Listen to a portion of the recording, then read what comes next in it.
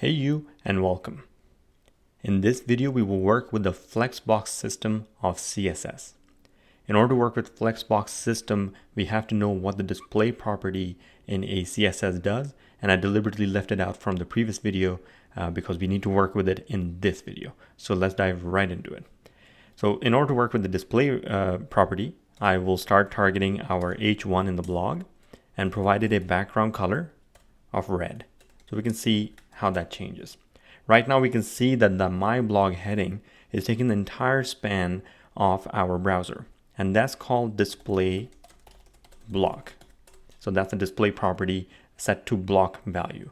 Now if I was to change it to say inline, notice what happens is that some of the space around it which browser put is gone, and also as much as the content is, that's only the amount of space it will use. It will not use the whole width of the browser, and that's an inline display.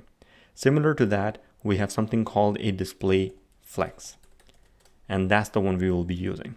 So I'll take away the H1 styling, and let's restructure our HTML a little bit to make it work.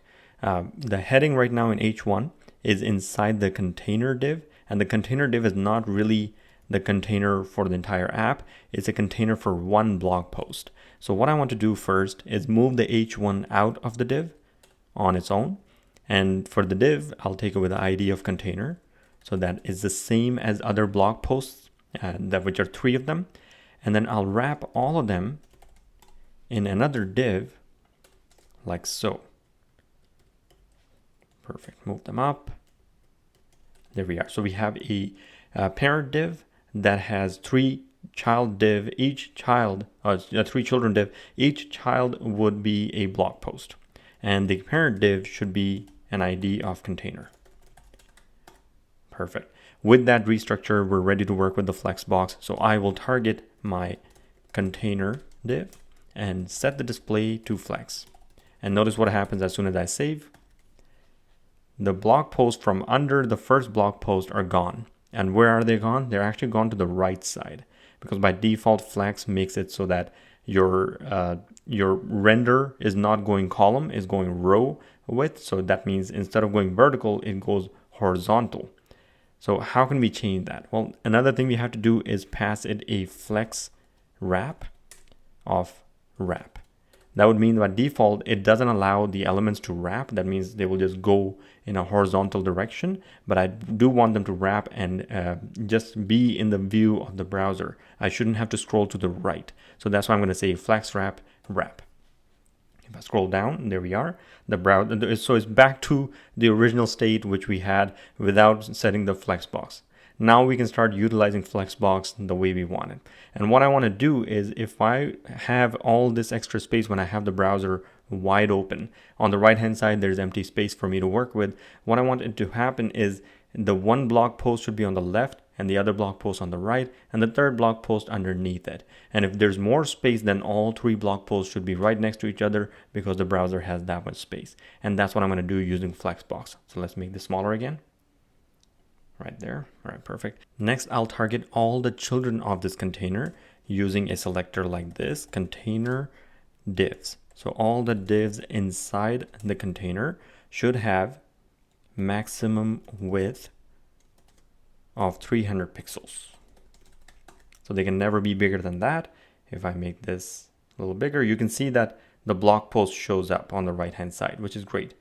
But the image is getting a little out of hand. Image by default doesn't have a maximum width. It will render the image as is. So let's provide that. For all of the image tags, I will say width should be 100% of whatever is available to the image. So let's save that. And it's looking much cleaner now. If I was to make the browser bigger, there we are. The second blog post is there. Third one is down there. If I make it even bigger, I don't have enough space. Let's make it smaller. And there we are. We can see that all 3 blog posts are working just fine. There is a bit of a problem. They are right next to each other. I want a little bit of a gap between them, and we can do that using another property. So let's just make this bigger again, make the browser smaller, and let's go to our container and say, we'll say gap of 10 pixel. That means all of them should have a gap of 10 pixel when they're right next to each other. There we are. Now it's looking much cleaner with 10 pixel gap between each element. One more thing I want to do here is notice when I am in a transition for my browser width, at certain points, my browser will just show empty space on the right hand side. I don't want this to happen. What we should do instead is maybe make our blog post be centered horizontally, so that way the space is equal on both sides. So let's see how we can do that. I'll keep this at this much width so we can see the space enough. And in the container, I can say justify content. And there's a bunch of options available to me. I can do center, which is the one I want, but there's also end, flex start, right, left, space between. There are plenty of them. I'll work with center in this case, save, and there we are. Now it's centered horizontally. So when I even make this bigger, the 2 blog posts are there, and if I was to make it even bigger, they're still centered. So that's a good styling for me to work with. I'll make this smaller again. Along with justify content, sometimes we would use align items, and that's something like this. This has the same options available to us as justify content. However, it will align items using the vertical axis rather than the horizontal axis that we have been working with. So if I did center right now, it shouldn't really do anything. Let me just see. There we are.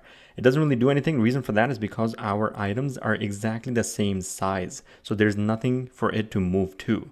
So let's make one of the blog posts a little bigger than the other one. So I'll go to my HTML, copy, paste the P tag for the first blog post. That makes it double the size. And if I make this bigger now, notice that the blog post on the right hand side is centered vertically. And that's what align items would do for us. And this is very handy when we're working with items that we have to center. Centering items in HTML can be very tricky. Flexbox makes it very easy. And let me show you what I mean by that. With the blog post, with my blog heading right now, there are a few options for me to work with. I can target it using H1. And if I want to center it, I can say text align center. So that's pretty handy. For text, this is very useful, but let's say I didn't want to work with that. How can I make it centered? There's another way to do it.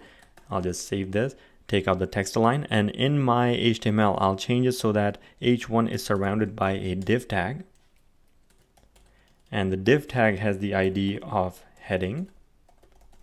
And the H1 doesn't have any ID. I'll target it using CSS if I need to. And target heading using the selector, and in the selector I will say this is a display of flex. With the display flex set, I will go ahead and type justify content center, and there we are. So I can also center items using my Flexbox. And the good part about Flexbox is that it doesn't just do horizontal alignment, but also does vertical, which is very useful in some cases. All right, with that out of the way, I'll see you all in the next video.